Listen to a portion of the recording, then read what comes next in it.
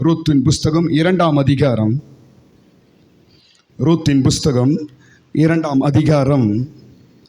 போவாசின் வார்த்தைகளை நாம் தியானித்து கொண்டு வருகிறோம். ஸ்தோத்திரம்.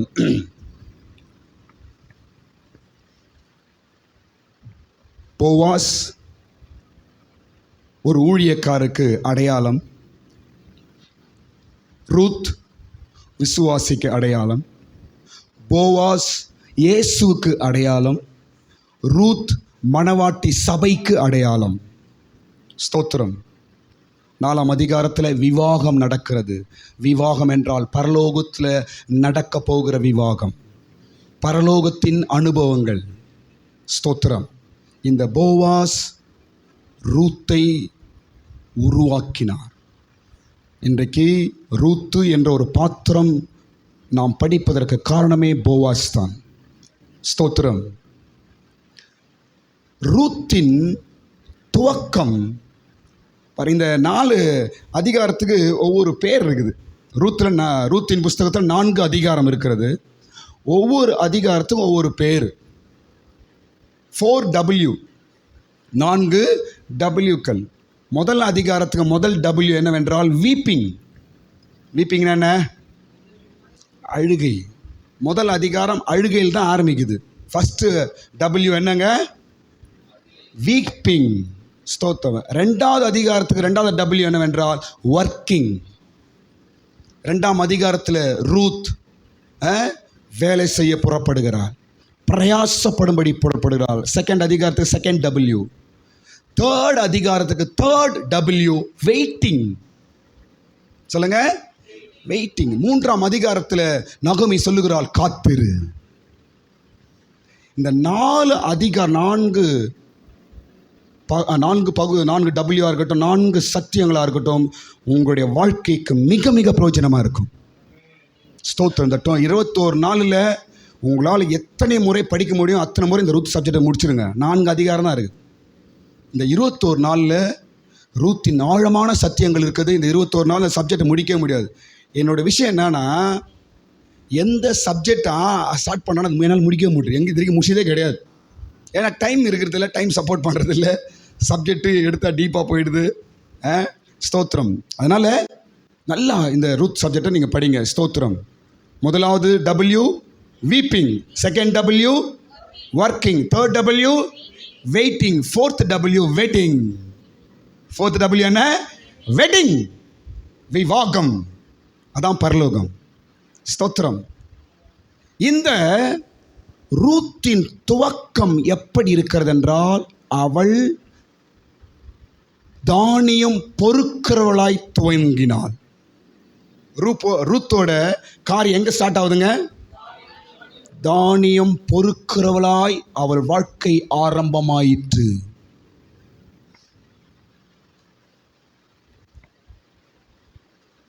என்ன பாருங்க, விசுவாச வாழ்க்கையை வெற்றியாய் நீங்கள் முடிக்க ஆசைப்படுகிறீர்கள் என்றால், நீங்கள் தானியம் பொறுக்கிறவளாய் இருப்பீர்கள் என்றால் உங்கள் முடிவு ஆசீர்வாதமாக இருக்கும். தானியம் என்றால் என்ன? வசனம். ஒரு நல்ல விசுவாசியை கண்டுபிடிக்கலாம். எப்படி? வசனத்தின் மேல் கருத்தாக இருப்பார்கள். அவர் ஏதாவது வசனம் கிடைக்குமா, வார்த்தை கிடைக்குமா என்று ஒவ்வொரு காரியத்திலும் காத்திருப்பார்கள். குடும்ப விஷயமா இருக்கட்டும், ஞாயிற்றுக்கிழமையாக இருக்கட்டும், ஒரு நல்ல காரியமாக இருக்கட்டும், பிள்ளைகள் வாழ்க்கையாக இருக்கட்டும், விவாகமாக இருக்கட்டும், வீட்டு விஷயம் எதுவாக இருக்கட்டும், உடனே வேதத்தை திறந்து பொறுக்குவார்கள். அப்படிதான் ரூத்து தன் வாழ்க்கையை துவங்கினாள். அற்பமான ரூத்து, அனாதையான ரூத்து, அலட்சியமான ரூத்து, அனாதையான ரூத்து, யாரும் உதவியற்ற ரூத்து. ஸ்தோத்திரம். அவளை உயர்ந்த இடத்தில் கொண்டு போய் நிறுத்தினதே அவள் பொறுக்கின தானியம்தான். இந்த நாட்களில் தேவ வார்த்தை நான் சொல்லுகிறேன். ஸ்தோத்திரம். கர்த்தருடைய வசனத்தை நீங்கள் சார்ந்து கொள்வீர்கள் என்றால் ஒருபோது நீங்கள் வெட்கப்பட்டு போக மாட்டீர்கள். நீங்கள் வசனத்தை பொறுக்கிறவளாய் இருப்பீர்கள் என்றால் போவாஸ் உங்களோடு கூட இருப்பார். ஸ்தோத்திரம். ஹல்லேலூயா. இன்றைக்கு வசனம் எந்த வசனம் என்றால், இன்றைக்கு வசனம் 16ஆம் வசனம். 15 நாம் படித்தாச்சு, அப்படி தானே? 15 படித்தாச்சா? நாங்கள் அமைதியாக இருக்கிறீங்க? ஃபாலோ பண்ணுறீங்களா இல்லையாங்க? 15 படிச்சாச்சு. அவள் கதிர் பொறுக்கிறவர்களை கதிர் பொறுக்க எழுந்தபோது போவாஸ் தன் வேலைக்காரரை நோக்கி, அவள் அரிக்கட்டுகள் நடுவே பொறுக்கிக் கொள்ளட்டும், அவளை ஈனம் பண்ண வேண்டாம். இதை நான் ஆல்ரெடி சொல்லிட்டேன். ஸ்தோத்திரம். அதனால இன்னைக்கு 16ஆம் வசனம், அவள் பொறுக்கிக் கொள்ளும்படிக்கு அவளுக்காக அரிகளிலே சிலதை சிந்த விடுங்கள், அவளை அதட்டாதிருங்கள் என்று கட்டளை கொடுத்தார் போவாஸ். ஸ்தோத்திரம். சூப்பர் சப்ஜெக்டுங்க. ஒவ்வொரு வார்த்தையும் ஒவ்வொரு சத்தியம் அடங்கி இருக்கிறது. ஸ்தோத்திரம். ரூத் சப்ஜெக்ட் ஒரு பியூரிட்டி. ஸ்தோத்திரம்.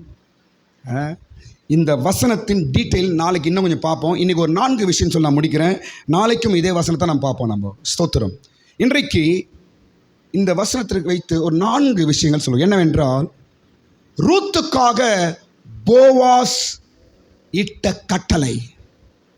ரூத்துக்காக போவாஸ் இட்ட கட்டளை, 4 கட்டளைகள். அது மாத்திரம் நீ சொல்லி நான் முடிச்சிடுறேன். இந்த வசனத்தை இன்னும் சில விஷயங்கள் நாளைக்கு நம்ம பார்ப்போம். ஸ்தோத்திரம். 4 கட்டளை கொடுக்கிறார் போவாஸ், ரூத்துக்காக போவாஸ். கட்டளைனா என்ன? அதிகாரமாய் சொல்லுவது, அவள் பட்சமாய் நின்று சொல்லுவது. ஸ்தோத்திரம். கர்த்தர் உங்கள் பட்சத்திலும் இருக்கிறார். எப்பவுமே எனக்கு யாரும் இல்லை ஆண்டவரே, நீர்தான் என்று நம்ம எப்பவுமே சொல்லணும்.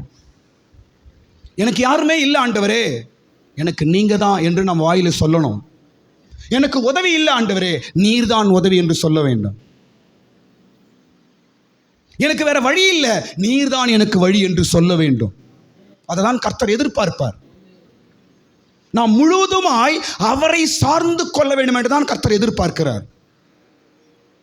என்ன பாருங்களேன், ஏதாவது ஒரு வழியில் உங்களுக்கு சோர்ஸ் இருக்குதுன்னு தெரிஞ்சால் ஜெபம் பண்ண மாட்டீங்க. நீங்கள் எந்த சோர்ஸும் இல்லைன்னா தான் ஜெபம் பண்ணுவோம் நம்ம. உண்மைதானே இது? சோர்ஸ் இருக்குது, இந்த வழியில் எனக்கு வேலை முடிஞ்சிடும் அப்படின்னு ஒரு மைண்ட் வந்துச்சுன்னா ஜெபம் இருக்காது அங்கே. அதை கர்த்தர் விரும்புவதே இல்லை. அதனால தான் நம்ம வழியை சோர்ஸே இல்லாத வழியை ஆட்டிவிட கடவுள். ஏன்? எல்லாவற்றுக்கும் அவரை கேட்கணும் என்று கர்த்தர் எதிர்பார்க்கிறார். ஸ்தோத்திரம். ஏன் சில நேரத்தில் வழி தெரியல, நம்மளுக்கு ஒன்றுமே புரிய மாட்டேங்குது, எப்படி போகிறதுன்னு தெரியல, என்ன நடக்கும் என்று தெரியல. ஏன் அந்த சூழ்நிலையை கர்த்தர் ஏற்படுத்துகிறார் என்றால் அவரை நோக்கிப்பார். ஸ்தோத்திரம். இஸ்ரவேல் ஜனங்களுக்கு கொண்டு வந்து கடல்கிட்ட நிற்க வச்சிட்டார். முழு ஜனத்தையும் கொண்டு வந்து எங்க நிற்க வச்சிட்டாரு? கடல் கிட்ட. என்ன யோசிப்பாங்க பாவங்க? ஒண்ணுமே வழியே இல்லையே. கர்த்தரை நோக்கி பார்த்தார், கர்த்தர் வழியை காண்பித்தார், திறந்து காண்பித்தார். அதான் அப்படிதான் நம்மளே வைப்பார். சரி, ஸ்தோத்திரம். 4 கட்டளைகள். நம்பர் 1, ஈனப்படுத்தாதபடி. ஸ்தோத்திரம். 2ஆம் அதிகாரம் 15ஆம் வசனத்தில் என்ன போட்டிருக்காங்க? ஈனப்படுத்தாதபடி கட்டளை கொடுத்தார் ரூத்துக்காக. ஸ்தோத்திரம். போவாஸ் அதிகாரம் உள்ளவர், ஒரு பெரிய ரிச் மேன். ஸ்தோத்திரம். பாருங்க, போவாஸின் வயலில் எத்தனை பேர் இருந்தார்கள் என்று சொல்றேன் பாருங்க. போவாஸின் வயலில் போவாஸ் இருந்தார், கண்காணிகள் இருந்தார்கள், வேலைக்காரர் இருந்தார்கள், ரூத் இருந்தால். எத்தனை பேர் இருக்கிறாங்க? 4 கூட்டத்தார். அப்படி வச்சுக்கலாம். முதல்ல யாரு? போவா. 2வது கண்காணி. 3வது, 4வது ரூத். இந்த 4ம் சபையில் இருக்கிறது. போவாஸின் வயல் சபை. போவாஸ் இயேசு, சபைக்கு தலை அவர்தான். ஸ்தோத்திரம். முதலாவது போவாஸ் இயேசுவை காண்பிக்கிறது, சபையில் இயேசு இருக்கிறார். 2வது கண்காணிகள், ஊழியக்காரர்கள். 3வது எல்லா வேலையும் செய்கிறவர்கள், விசுவாசிகள். ரூத் யார் என்றால் புதிய ஆத்துமா. ரூத் யாரு? புதுசா வரா, வந்து பார்க்கறா. ஸ்தோத்திரம். மோவாப் தேசத்துல இதெல்லாம் பார்க்கலையே, மோவாப் தேசத்துல இதெல்லாம் எனக்கு தெரியாதே, அங்கு இல்லாத ஆச்சரியங்கள் இந்த பெத்லகேம்ல இருக்கிறது என்று ஆச்சரியப்பட்டாள். ஒரு புதிய ஆத்துமாவை எப்படி சபையில் ஸ்திரப்படுத்த வேண்டும் என்று தான் போவாஸ் இங்கே சொல்லிக் கொடுக்குறார் நமக்கு. ஸ்தோத்திரம். முதலாவது என்ன கட்டளை கொடுக்கிறாருங்க? ஹீனப்படுத்தாதபடி. ஸ்தோத்திரம். ஹீனப்படுத்தாத, அவமானப்படுத்தாத, யாரையும் துக்கப்படுத்தாத, யாரையும் வேதனைப்படுத்தாத, யாரையும் இழிவா பேசாத. என் வயலுக்கு வந்தவர்களை ஒருவரும் நீ அவமானமாய் பேசக்கூடாது என்று ஒரு கட்டளை உண்டு. சபை என்ன பாருங்களேன், என்ன பாருங்க, சர்ச்சுனா என்ன? யார் வரணும் இங்க? நான் சொல்றேன் பாருங்க, சர்ச் என்பது கெட்டவர்கள் தான் சர்ச்சு, நல்லவனு கிடையாது. நல்லவன் ஏன் இங்கே வர போகிறான்? யாருக்குங்க சபை? கெட்டவர்களுக்கு தான் சபை. ஸ்தோத்திரம். எப்படி நான் மாறணும், என் புத்தி எப்படி மாறணும், நான் எப்படி நல்லவனா மாறணும் ஆசைப்படுறான் பாரு, அவனுக்கு தான் சர்ச் வச்சுக்கிறார் கடவுள். இங்கே தான் அவனுக்கு வழி காண்பிக்கப்படுகிறது. அப்போ இங்கே வரவங்களாம் எப்படி இருப்பாங்க? நல்லவங்க. சர்ச்சுக்கு வந்தால் சர்ச்சு தேவையில்லையாங்க. எதுங்க சர்ச்சு? ஆல்ரெடி அவன் நல்லவன் தான், எதுங்க சர்ச்சு? அப்போ இந்த வார்த்தை என்ன சொல்லுது என்றால், யாரையும் ஹீனப்படுத்தாதே. என் வயலுக்கு வருகிறவரை என்ன பண்ணக்கூடாது? அவமானப்படுத்தாத, துக்கப்படுத்தாத. நீ யார் எனக்கு தெரியும், நீ எப்படி எனக்கு தெரியும், நீ அப்படி தெரியும், இதெல்லாம் பேசுகிற இடம் கிடையாது. இது கட்டளை இருக்கிறது இங்க. யாரோட கட்டளை சொல்லுங்க? யாரோட கட்டளை? போவாசின் கட்டளை. என்ன கட்டளை அது? ஹீனப்படுத்தாத யாரையும். ஸ்தோத்திரம். யாருடைய குறையிலும் பேசக்கூடாது, யாருடைய தப்பு தான் பேசக்கூடாது. அப்படியேப்பட்ட இடம் கிடையாது இது. ஸ்தோத்திரம். இரண்டாவது கட்டளை என்ன? இரண்டாவது கட்டளை தொடாதபடி கட்டளை. 2ஆம் அதிகாரம் 9ஆம் வசனத்தில் ரூத்தை தொடாதபடி ஒரு கட்டளை. சூப்பருங்க. ஸ்தோத்திரம். எந்த வசனம்? 2ஆம் அதிகாரம் 9ஆம் வசனத்தில் என்ன சொல்றாரு அவரு? தொடாதபடிக்கு நான் கட்டளையிட்டு இருக்கிறேன். 9ஆம் வசனத்தில் யாரை தொடக்கூடாதான்?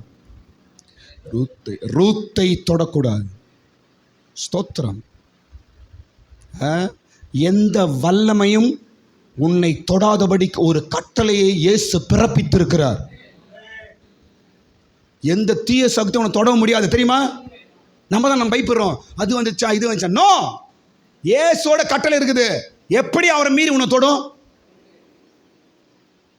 அவர்கிட்ட பர்மிஷன் வாங்கி தான் உங்ககிட்ட வரும். அது லோத்தை பிசாசு தொடுவதற்கு என்ன பண்ணாவன்? அவர்கிட்ட பர்மிஷன் வாங்கி தான் வந்து லோத்து என்ன பண்ண அவன் யோபை தொடுவதற்கு சாத்தான் என்ன பண்றான்? ஆண்டவர்கிட்ட இப்படி இருக்குது அப்படி சொல்லி. ஸ்தோத்திரம். தொடாதபடிக்கு கட்டளை. என் மகளை தொடாது, என் மகனை தொட முடியாது, என் பிள்ளைகளை தொட முடியாது, என் குடும்பத்தை தொட முடியாது. ஒரு கட்டளை இருக்குதுங்க.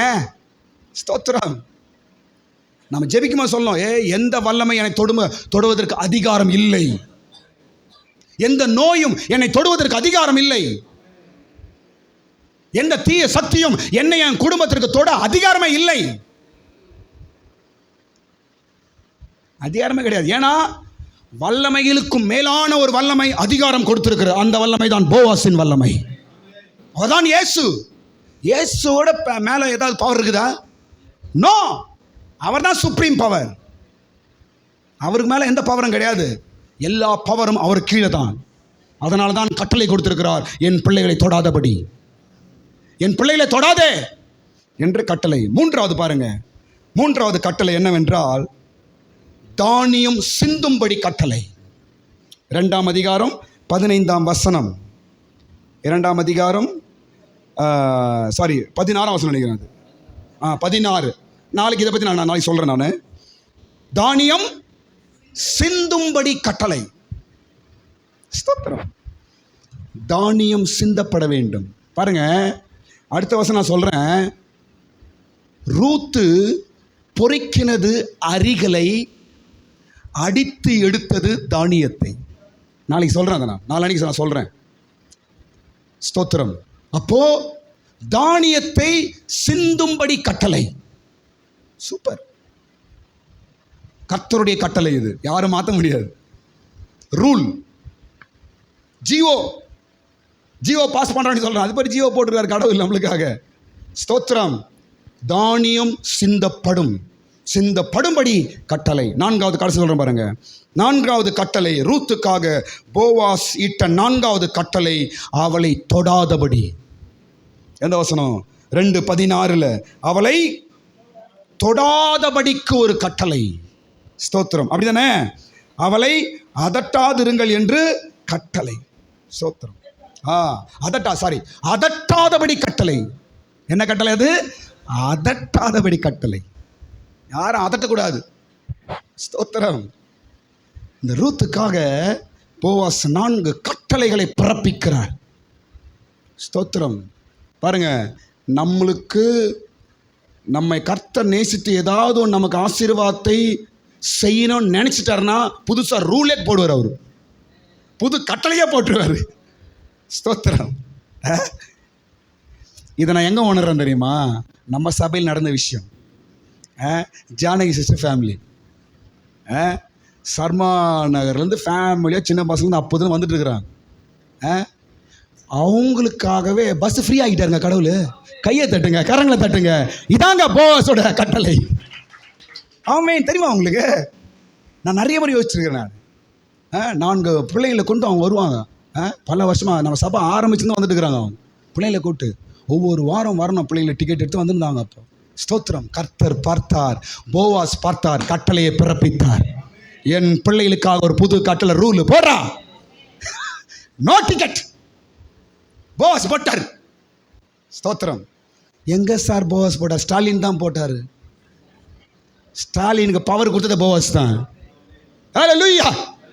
ஸ்தோத்திரம். நமக்காக கர்த்தர் புதிய ரூலே போடுவாருங்க. நம்புறீங்களா நீங்க? ஹல்லேலூயா. ஆமென். ஸ்தோத்திரம். ரூத்துக்காக போவாஸ் கொடுத்த 4 கட்டளைகள். அதட்டாதபடி. ஒருத்தரும் அதட்டக்கூடாது. எந்த வல்லமே உன்னை அதட்ட முடியாது. ஸ்தோத்திரம். பயப்படாதீங்க. நான் தூங்கும் போது அது வருது, நான் தூங்கும் போது இது வருது, பயமாகுது. அதெல்லாம் பொய். எதுவும் ஒன்று அதட்டவும் முடியாதான். பைபிளில் போட்டுருக்குது. எதுவும் ஒன்று ஏன்னு கூட சொல்லக்கூடாது. ஸ்தோத்திரம். நம்ம தான் அதை அதட்டணும். சூப்பர்ல. நாங்கள் யாரு? போவாஸின் பிள்ளைகள். நாங்கள் யாருங்க? போவாஸின் பிள்ளைகள். நாங்கள் தான் அதட்டுவோம். எங்களுக்கு அதிகாரம் இருக்கிறது. ஸ்தோத்திரம். சாத்தானின் பேயும் அதட்டுறோம் நம்ம. அது நம்ம அதட்ட முடியாது. அது பணியும். ஸ்தோத்திரம். ஒருவரும் அதட்டக்கூடாது என் பிள்ளையை. 4 கட்டளையை பிறப்பித்தாருங்க கடவுள் ரூத்துக்காக. அப்படி ஒரு ஆண்டவர் தான் நம்முடைய இயேசு. எவ்வளோ நேசிக்கிறார். ஸ்தோத்திரம். அநாத ஸ்திரீ எவ்வளோ நேசிக்கிறார். அந்நிய ஸ்திரீ எவ்வளோ நேசிக்கிறார் அவர். ஸ்தோத்திரம். நம்மலாம் யாருங்க? யூதர்களா? நம்மலாம் இங்கே யூதர்கள் யார்? கை தூக்கு பார்ப்போம். நான் ஜூயிஸ், நான் இஸ்ரேலேருந்து வந்திருக்கிறேன். யார் நகரீங்களா? இங்கே நான் இங்கே பக்கத்து வீட்டில் வாடகை இருக்கிறேன். யார் நகரீங்களா? இங்கே நோ. நம்மளாம் அந்நியர்கள். நம்மளாம் ரூத்து. நம்மளாம் யாருங்க? ரூத்து. எங்களுக்கும் யூதர்களுக்கும் சம்மந்தமே கிடையாது. எங்களுக்கும் இயேசுவின் இதுக்கும் யூத குலத்துக்கும் எங்களுக்கும் சம்பந்தமே கிடையாது. நாங்கள் அந்நியர்கள். ஆனால் எங்களுக்கு தான் அதிகாரத்தை கொடுத்திருக்கிறார் போவாஸ். ஸ்தோத்திரம். ரூத்து மேலே எவ்வளோ ஒரு கரிசனை. நம்ம தான் ரூத்துங்க. கர்த்தர் உனக்காக கட்டளைகளை கொடுத்திருக்கிறார். இனி கட்டளைகளை பிறப்பிப்பார். ஸ்தோத்திரம். எல்லா காரியங்களையும் வைத்து முடிப்போம். நாளைக்கு இந்த வசனத்தை இன்னும் சில விஷயங்கள் நாளைக்கு நம்ம பார்ப்போம். கர்த்தர் நம்மை ஆசீர்வதிப்பாராக. எல்லாரும் ஸ்தோத்திரம் பண்ணுவோம். ஆமென். ஸ்தோத்திரம். ஹல்லேலூயா. ஸ்தோத்திரம் ஆண்டவரே. துதிக்கிறோம், துதிக்கிறோம், துதிக்கிறோம், துதிக்கிறோம். ஹல்லேலூயா. ஸ்தோத்திரம் ஆண்டவரே. கிருபை, கிருபை.